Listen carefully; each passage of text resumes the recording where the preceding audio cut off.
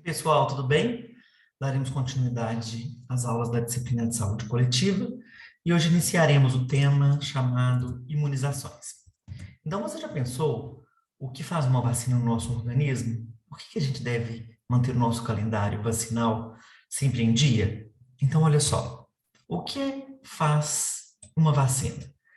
Então, a vacina, ela tem uma função de estimular o corpo a produzir os anticorpos, que são os agentes da imunidade, contra substâncias injetadas ou adquiridas, que são os antígenos. A vacina prepara o nosso sistema imunológico para agir com uma velocidade e de maneira a evitar a infecção por um determinado agente patogênico, seja ele, por exemplo, vírus, uma bactéria. Então, a vacina é um produto farmacológico contendo micro-organismos vivos atenuados ou mortos, que são capazes de induzir a imunização ativa. Temos a vacina viva, que é potente, não necessita administração de muitas doses, e ela pode causar eventos adversos graves quando a pessoa é portadora de alguma patologia que possa se tornar imunocomprometida. Por exemplo, portador do HIV, pacientes que apresentam grandes áreas do corpo queimadas, pacientes transplantados. E existe a vacina não viva, inativada, e essa sim necessita de administração de um maior número de doses. Esse quadro eu trago comparativos do que é uma vacina viva contendo vírus vivo atenuado ou vírus vivos não atenuados. Então, como o vírus vivo atenuado, por exemplo, BCG, sarampo, cachumba, rubéola, e vivos ou inativados, nós temos a hepatite a tríplice bacteriana, a influenza, a meningocócica e a pneumocócica. E nós temos dois tipos de imunização. A imunização ativa, que é quando o indivíduo ele é estimulado a desenvolver essa defesa dentro do próprio organismo. Por exemplo, uma pessoa que tem contato com o vírus do sarampo desenvolve essa doença e automaticamente o organismo vai produzir anticorpos contra esta doença. Pode haver uma reinfecção, porém o organismo já vai entender que teve aquele contato com o vírus e ele vai imediatamente ativar os anticorpos para expulsar esses agentes patogênicos e o paciente às vezes não vai apresentar nenhum sintoma ou se apresentar sintomas mais leves e brandos. Já a imunização passiva é aquela que o indivíduo recebe os anticorpos prontos. Isso pode acontecer transplacentária, quando ainda na vida intrauterina o feto, o bebê, ele recebe os anticorpos da mãe através da placenta, ou então durante a amamentação, principalmente no primeiro leite, que é chamado de colostro, onde o bebê recebe vários anticorpos importantes ao longo da sua vida, por exemplo, para prevenir doenças intestinais, como as diarreias, né? Então, por isso é importante que nós estimulemos as mães a amamentação exclusiva para o bebê, tá certo? E que aconteça essa amamentação, principalmente no primeiro leite, que ele é rico nessa transmissão dos anticorpos. Temos também as imunoglobulinas, que são fármacos de anticorpos, o qual é administrado no paciente. Então, as contraindicações para que não se possa administrar nenhum tipo de vacina. Quando tem a ocorrência da hipersensibilidade ou a reação anafilática referente às doses anteriores, então, se a mãe, se o acompanhante ou se o próprio paciente chegar para vocês e disserem, olha, quando eu tomei a primeira dose, por exemplo, da hepatite B, eu tive uma reação alérgica importante, e aí, nesse caso, comunica-se ao médico, vai passar por uma avaliação de uma comissão específica para ver se o paciente deve ou não receber a segunda dose dessa vacina. Mas se já for um choque anafilático, provavelmente que esse paciente não vai receber essa outra dosagem da vacina. História de hipersensibilidade a qualquer componente imunológico, por exemplo, se o paciente é alérgico a alguma substância da vacina, ou alguma substância que é feita essa vacina, por exemplo, ao ovo de galinha, o paciente não vai poder receber uma vacina específica que nós veremos logo em seguida. Então, se o paciente te relata, não posso receber a vacina que contém a substância do ovo de galinha, vocês já saberão brevemente qual é. Então, nota-se que a ocorrência da febre acima de 38,5 após a administração de uma vacina não constitui contraindicação para receber as doses subsequentes. Não é considerado uma reação adversa. Quando ocorre febre, deve ser administrado um antitérmico de acordo com a prescrição médica.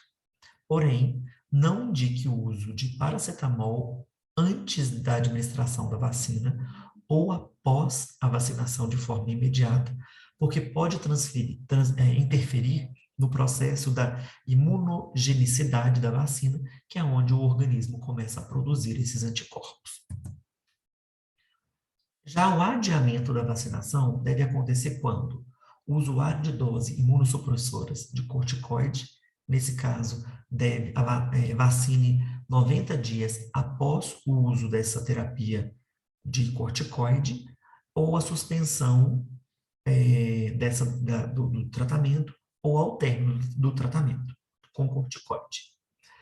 Outra situação em que deve acontecer o adiamento da vacina.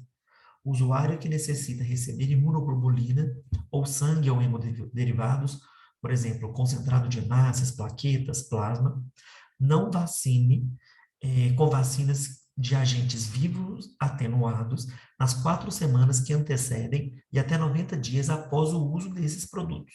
Então, se o paciente te relatou que ele recebeu uma hemotransfusão, deve-se aguardar de 4 semanas antes de receber essa dose, ou se ele já te falou que recebeu o hemoconcentrado, ele deve esperar 90 dias após a data da hemotransfusão para receber as dosagens de vacina que contenha vírus vivo atenuado.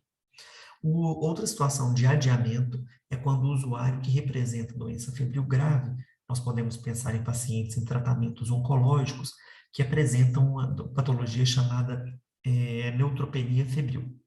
Nesse caso, não vacina até que ocorra a resolução do caso, identifique-se por que esse paciente está tendo essa febre, já que o sistema imunológico dele está lá embaixo, e para que os sinais e sintomas da doença não sejam atribuídos ou confundidos com os possíveis eventos adversos relacionados à dosagem de vacina no qual ele recebeu. Já a vacinação simultânea, ela consiste na administração de 2 ou mais doses no mesmo momento, em diferentes regiões anatômicas e em vias de administração diferentes. Por que isso, pessoal? Então, nós veremos no calendário vacinal que tem um momento que a criança recebe, por exemplo, 3 vacinas administradas intramuscular subcutânea e uma via oral, por exemplo. Nesse caso, a gente deve fazer um rodízio do local de aplicação. Então, por exemplo, deltoide direito, vasto lateral da coxa esquerda, vasto lateral da coxa direita e via oral. Por quê? Caso a criança apresente uma reação alérgica no local, eu sei a qual medicação foi, a qual vacina, né, que é um fármaco, foi administrado. Então, imagine-se que no deltoide direito foi administrado a hepatite B, por exemplo. E aí, se apresentar uma reação alérgica local, eu sei que foi uma reação alérgica da hepatite. E isso deve ser estabelecido um critério específico dentro da unidade de estratégia de saúde da família ou dentro dos hospitais que contenham vacinação e deve-se também ser registrado em prontuário, tá bom? De modo geral, as vacinas dos calendários de vacinação podem ser administradas simultaneamente sem que ocorra interferência na resposta imunológica, exceto nas vacinas de febre amarela, tríplice viral, contra a varicela e a tetraviral, que devem ser administrados com intervalos de 30 dias entre as doses. Tá certo? Nós veremos especificamente cada uma dessas vacinas e os seus agrupamentos, as suas especificações. Quando acontece um evento adverso pós-vacinação, que tem essa sigla EAPV, qualquer ocorrência clínica indesejável em indivíduo que tenha recebido algum imunológico tem que ser notificado através desse evento adverso. Então, a maioria dos locais, dos eventos são locais ou sistêmicos leve, e as ações de vigilância são voltadas para os eventos considerados moderados ou graves e que necessitam de avaliação médica imediata. Então, eu trago para vocês um quadro no qual diferencia esses eventos adversos pós-vacinação, classificando-os em leve, moderado ou grave. Então, é considerado um evento adverso pós-vacinação leve quando não necessita de exames complementares e ou tratamento médico. Quando o paciente apresenta uma dor leve, um calor na região que foi administrada a vacina, um rubor, que é aquela pele que fica brilhante e avermelhada, ou um edema, que é um inchaço local. É considerado um evento adverso pós-vacinação moderado quando necessita de avaliação médica e exames complementares ou um tratamento médico que não se inclui na categoria grave, que nós veremos agora, aonde é considerado grave o evento adverso pós-vacinação quando o paciente precisa ser hospitalizado por pelo menos 24 horas, quando esse paciente apresenta alguma disfunção ou incapacidade, ou até mesmo sequela, ou quando o paciente apresenta iminente risco de morte, ou o paciente evolui a óbito. Por exemplo, um choque anafilático. Então, os eventos adversos graves ou inusitados, eles devem ser notificados por telefone imediatamente ao nível hierárquico, né, superior ao seu supervisor imediato, com a finalidade de alertar a vigilância e obter orientações quanto à investigação necessária. A notificação, a investigação deve ser iniciada prontamente com o formulário preenchido e encaminhado à vigilância epidemiológica local ou municipal. Terá uma junta que irá avaliar se essa reação que foi apresentada pelo paciente é uma reação pós-vacinal e tomar as medidas necessárias de assistência a esse paciente. Então, qual a diferença do evento adverso para um evento inusitado? O evento adverso é aquele que acontece após a administração da dose da vacina e o paciente apresenta aqueles estados onde pode ser leve, moderado ou grave. Já o evento inusitado é o seguinte: ele advém de uma falha ou de um erro durante o procedimento de preparo ou administração de um imunobiológico da vacina, como, por exemplo, uma dose errada, outro exemplo, uma via de administração errada, ou o local errado de administração, a idade errada ou a vacina errada. E acontece muito. Nas unidades onde a gente poderá atuar, vamos receber cartões de vacinas desatualizados, com datas erradas, então deveríamos ter muita atenção. Principalmente, não é recomendado a administração de vacina em crianças abaixo de 5 anos no glúteo, no bumbum. O risco da agulha atingir o nervo ciático e essa criança ficar mancando, poderá perder movimento na perninha é muito grande. É um evento inusitado. Por isso que a escolha de administração da vacina em criança é no vasto lateral da coxa. Ok? A dosagem errada, a vacina específica é 0,5, né, ou meio ml. E aí o colega que está na sala de vacina prepara 1 ml e administra. Não é um evento inusitado? A dosagem correta era meio, ele administrou 1. Imediatamente ele tem que comunicar ao seu supervisor. Isso são exemplos de eventos inusitados. E agora, irei falar sobre a sala de vacina. Como que deve ser a sala de vacina, como que a sala de vacina deve ser preparada, o que deve conter nessa sala de vacina.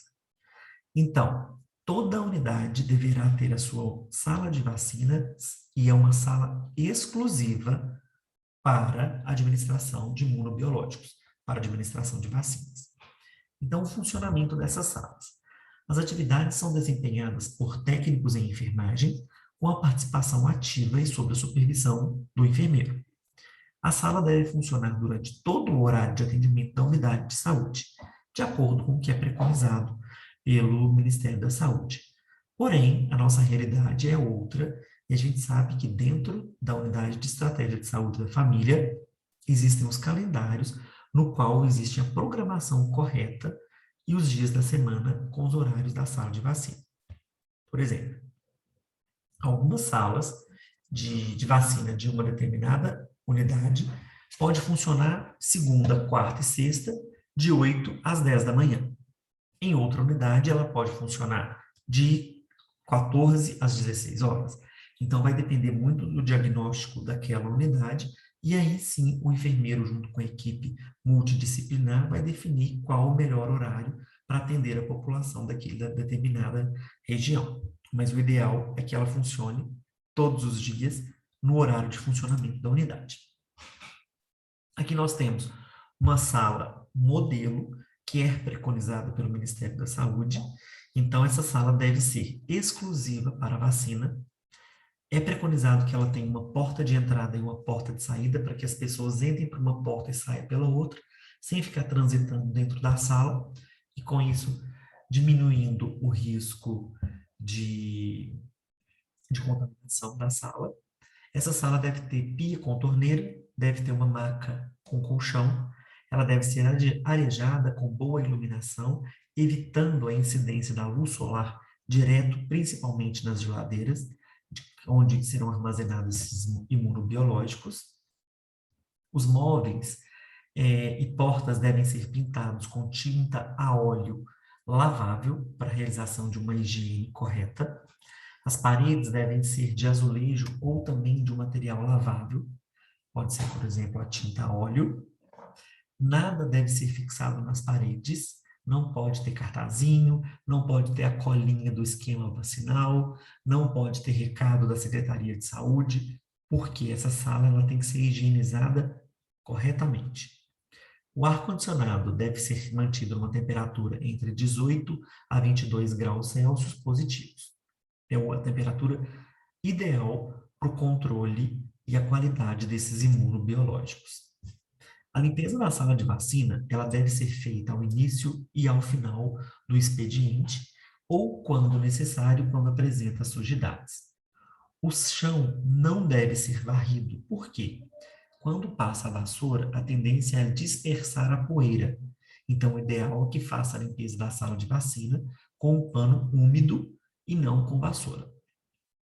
Quinzenalmente, essa sala deve ser feita uma limpeza terminal do teto ao chão e a higienização, inclusive, da geladeira, tá certo?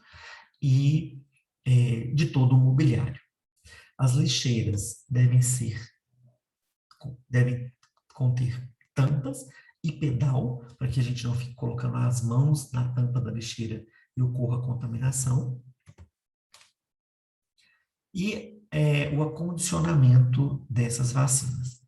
O ideal é que tenham uma geladeira específica para a guarda desses imunobiológicos ou armazenamento.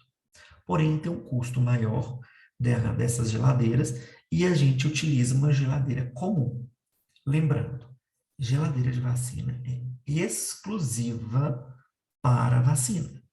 Na vida profissional, a gente vê o que as pessoas guardam lá no freezer, o picolé, guarda a linguiça que ganhou do paciente, guarda o suco que trouxe de casa. O que acontece? Contamina todos os nossos imunobiológicos. Então, é uma geladeira exclusiva para a guarda desses frascos de vacina e os seus diluentes. Tá certo? Então, deve-se acondicionar os imunobiológicos que estão no refrigerador nas caixas térmicas após a ambientação da mesma, vedando-a com a fita adesiva, principalmente quando se vai higienizar a geladeira, né, ou o refrigerador que armazena esses imunobiológicos. Então, a gente utiliza uma caixa de poliuretano, eu vou mostrar uma foto logo para vocês, junto com o gelóx, o termômetro, e quando essa caixa está na temperatura entre 2 e 8 graus Celsius positivo, eu posso tirar os frascos dos imunobiológicos de dentro da geladeira e armazenar dentro dessa caixa, vedando com uma fita e acompanhando essa temperatura, tá certo? Nesse caso, para a higienização do refrigerador, deve ser desligado da tomada e mantido com as portas abertas para que aconteça o degelo. O gelo aderido nas paredes do congelador, eles devem ser desprendidos sozinhos e nunca deve-se utilizar objetos pontiagudos para tirar o gelo, porque você pode furar ou fazer um microfurinho nos canais onde circulam os gases desse refrigerador, e aí sim ele vai perder a capacidade de armazenamento, porque ele não vai manter estável a temperatura. Então, o refrigerador, ele deve ser limpo com um pano umedecido, com sabão neutro e água. Essa limpeza do refrigerador ele deve ser feita a cada 15 dias, ou se a camada de gelo atingir acima de meio centímetro, deve ser condicionado os imunobiológicos nesse momento dentro das caixas de poliuretano, utilizando os gelox, e o gelox ele vai ficar envolto em toda a caixa e utilizando o termômetro de máxima e mínima que fica dentro da caixa. Lembrando, não é utilizado, não é autorizado a utilização da caixa de isopor, aquela caixa de isopor normal que a gente conhece. Tem que ser a caixa de poliuretano, porque ela, quando vedada, garante a temperatura ideal dos imunobiológicos para que não tenha nenhuma perda desses imunobiológicos. Tanto na geladeira quanto na caixa de poliuretano, deve ser mantida a temperatura entre 2 e 8 graus Celsius. O refrigerador, quando desligado da tomada, deve sempre ser mantido com as portas abertas. Então, o gelo que adere dentro desse congelador, eu não retiro, mais uma vez, com objetos pontiagudos. E após a higienização dessa geladeira com um pano úmido com água e sabão, eu devo manter a porta fechada por 2 horas antes de colocar os imunobiológicos dentro da geladeira e que ele atinja essa temperatura entre 2 e 8 graus Celsius. Então, no dia da higienização da sala de vacina, geralmente ela acontece pela manhã e se estende ao longo do dia, para que quando encerrar as atividades, eu tenha certeza de que a geladeira ou refrigerador esteja na temperatura correta, com todos os imunobiológicos guardados nas prateleiras de forma correta. Então, pessoal, como que acontece essa conservação dos imunobiológicos?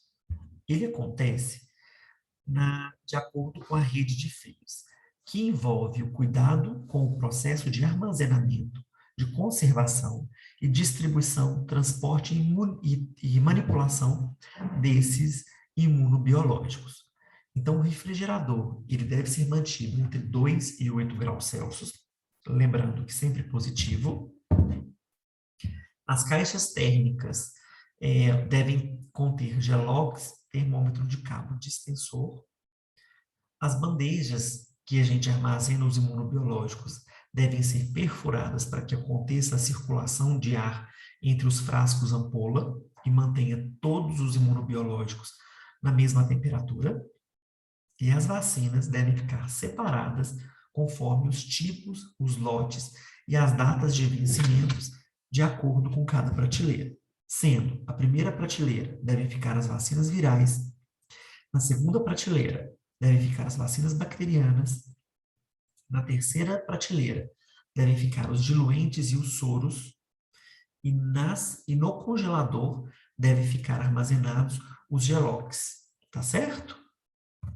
Eu trago uma foto aqui para vocês, ilustrativa, de que no congelador vão ficar as bobinas, né, ou os gelox de gelo, porque esse gelo que eu levo para as caixas térmicas, ou de poliuretano, para fazer a ambientação da caixa, para que tenha o transporte, para que eu leve a vacina até o domicílio do paciente para administrar, se for um paciente acamado, por exemplo, ou se, por exemplo, está previsto um pico de energia naquela unidade, e aí, nesse caso,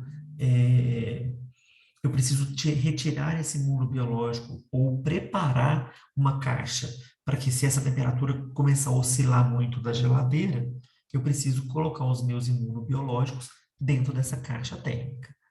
Então, na primeira prateleira, né, as vacinas que não podem ser submetidas a temperaturas negativas.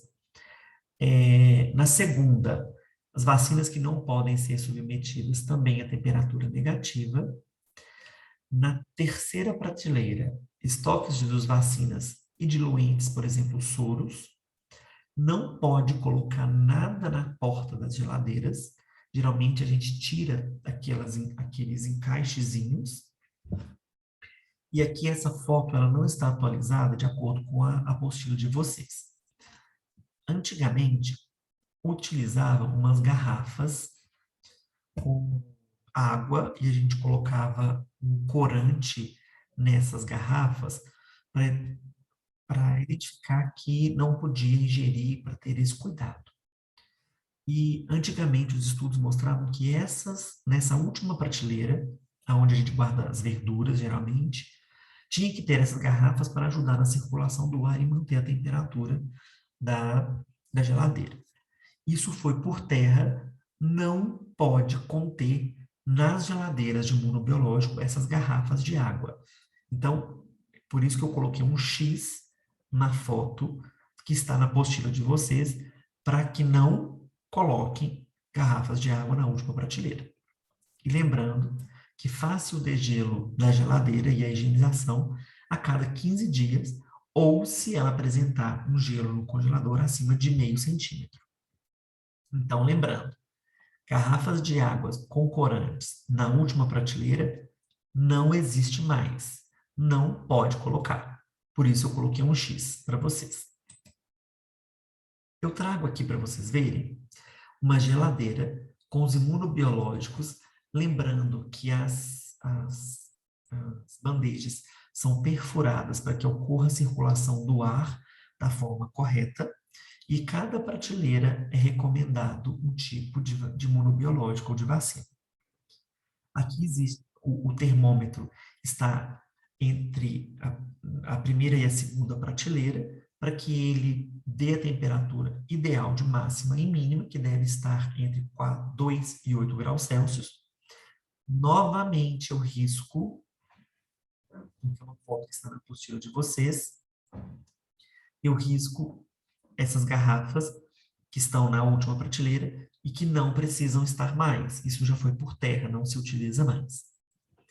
No freezer são mantidos os gelox, e esse gelox ele tem a finalidade de, quando eu precisar montar uma caixa de poliuretano para eu sair ou transportar algum imunobiológico, ele vai ficar cercando toda a caixa. Eu coloco a bandejinha da vacina com as ampolas da vacina no centro. Mostro para vocês no slide a seguir.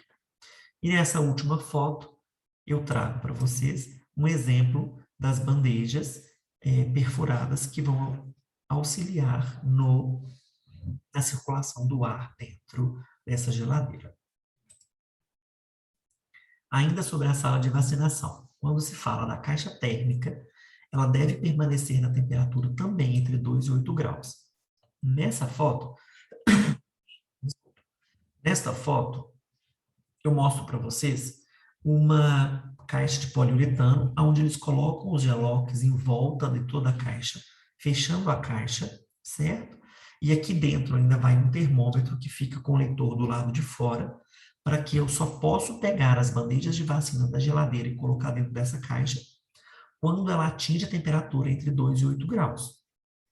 Não posso montar a caixa, ou preparar a caixa com gelox e já colocar os frascos, ampolas das vacinas. Se fizer isso, eu perco todas as vacinas, todas as doses, tá certo? Então, o termômetro da caixa deve estar o mais próximo das vacinas e nunca em contato com gelox. Claro, se eu encostar o bulbozinho, que é o extensor do termômetro, no gelo, ele vai dar uma temperatura falsa para mim. Então, esse termômetro ele vai ficar no ar, próximo aos frascos da vacinação. A vacina deve permanecer na caixa térmica até o momento da aspiração e aplicação.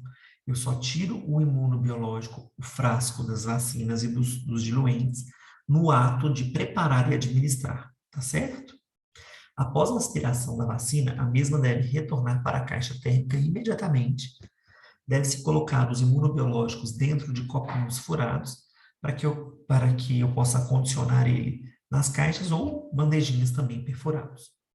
Ao final do expediente, eu vou retornar com os gelox ao congelador, após a correta higienização com álcool a 70% deles, ou álcool com água e sabão também, e limpar a caixa e deixar ela seca com a tampa aberta. Então, todo o material deve ser feito asepsia com álcool a 70. Combinado, pessoal? Até aqui? Então, para a aula de hoje, nós vimos sobre a vacinação e vimos sobre uma ideal sala de vacina. Ok? Para a próxima aula, eu vou falar sobre o calendário nacional de imunizações. Tá certo? Uma ótima aula para vocês. Um abraço.